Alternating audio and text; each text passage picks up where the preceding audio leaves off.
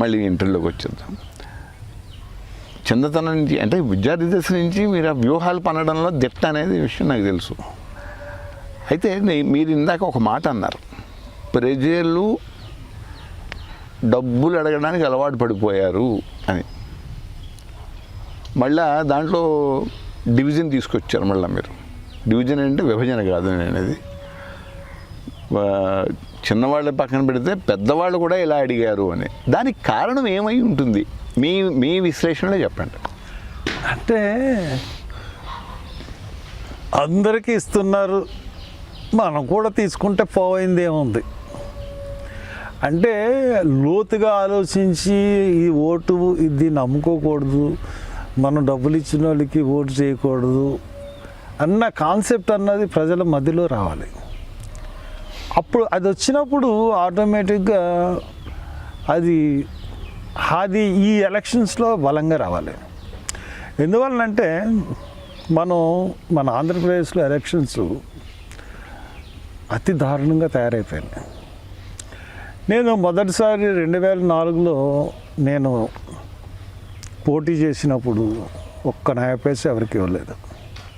2004లో చాలా తక్కువ. ఫస్ట్ నేను ఈ ఎంపీ కింద పోటీ చేసే ముందు 2002లో నేను రాజమండ్రి మేయర్ కింద కంటెస్ట్ చేశాను. కంటెస్ట్ చేసినప్పుడు ఫస్ట్ టైం అప్పుడే 500 నోట్లు పంచడం అన్నది నేను చూడడం జరిగింది. అప్పుడు బాలయ్య గారు స్పీకరు, చంద్రబాబు నాయుడు గారు సీఎం, వీళ్ళిద్దరూ కలిసి మీటింగులు పెట్టి ఆ మీటింగులు ఈ మీటింగులు పెట్టి ఆఖరికి 500 రూపాయల నోట్లలో వాళ్ళు గుర్తు పెట్టి ఇళ్లలోకి సిఎస్సి వెళ్ళిపోయిన సంఘటనలు నాకు చాలా తెలిసినాయి. అప్పుడే అలాగా చేశారు. అప్పుడే ఫస్ట్ టైమే 500 ఇవ్వడం అన్నది మొదటిసారి 2002. అంటే రాజకీయ నాయకులు అలవాటు చేశారని ఒప్పుకుంటారు కదా. ఖచ్చితంగా డబ్బులు ఇవ్వడం అన్నది ప్రజలకు అలవాటు చేసింది రాజకీయ నాయకులే, ఖచ్చితంగా దాంట్లో తేడా ఏం లేదు. వెంటనే 500 తీసుకుని అరే తీసుకున్నాం కదా అన్న దాని మీద నేను అవతల నా మీద పోటీ చేసిన ఆయన చక్రవర్తి అని చెప్పి పాపం చనిపోయాడు, బత్తిన సుబ్బారావు గారు అల్లుడు. కానీ ఆయన వైజాగ్ వాస్తవ్యుడు. ఆయన మన రాజమండ్రి మీద పెద్ద ఇంట్రెస్ట్ ఏముంటుంది. నేను అయ్యి ఉన్నట్టుంటే కొన్ని పనులు జరిగినేమో, కానీ నేను అవ్వకపోవడం వల్ల 2004లో ఎంపీ అయ్యానేమో. నేను ఓడిపోయింది కూడా అతి స్వల్ప మెజారిటీ, 650 ఓట్లు.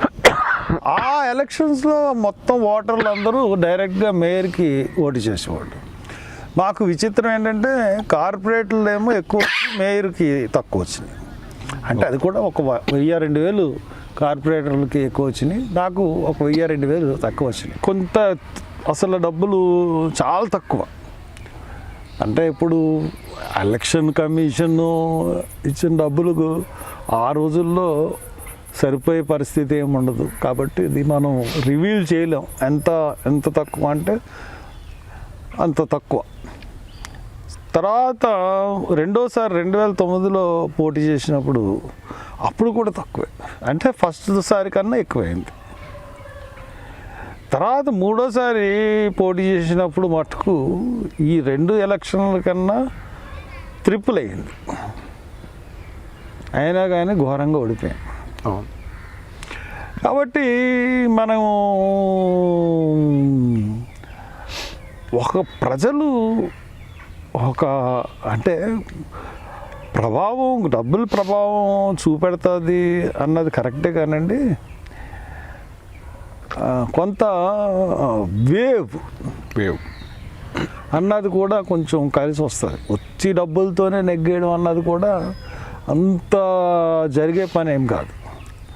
మొన్న చంద్రబాబు నాయుడు గారు పసుపు కుంకాలని చెప్పి 45,000 కోట్లు ఏమైంది? ఈయనకి వేవ్ ఉంది కాబట్టి, అంటే ఈయన డబ్బులు ఖర్చు పెట్టాడు, ఆయన డబ్బులు ఖర్చు పెట్టాడు.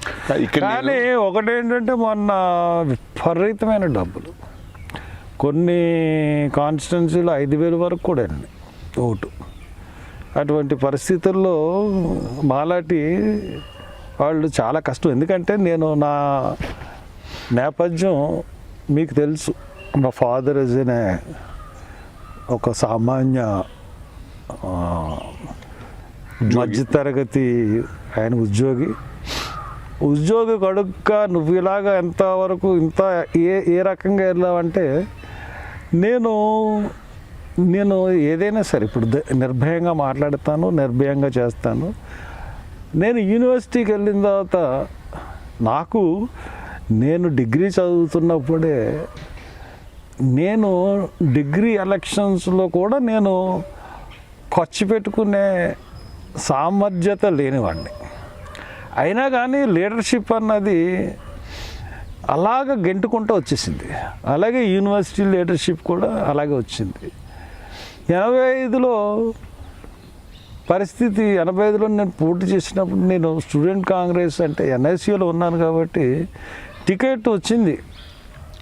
పార్టీ ఇచ్చిన ఎంతైతే డబ్బులతో దాంతోనే నేను క్యాన్వాస్ చేశాను, వచ్చాను.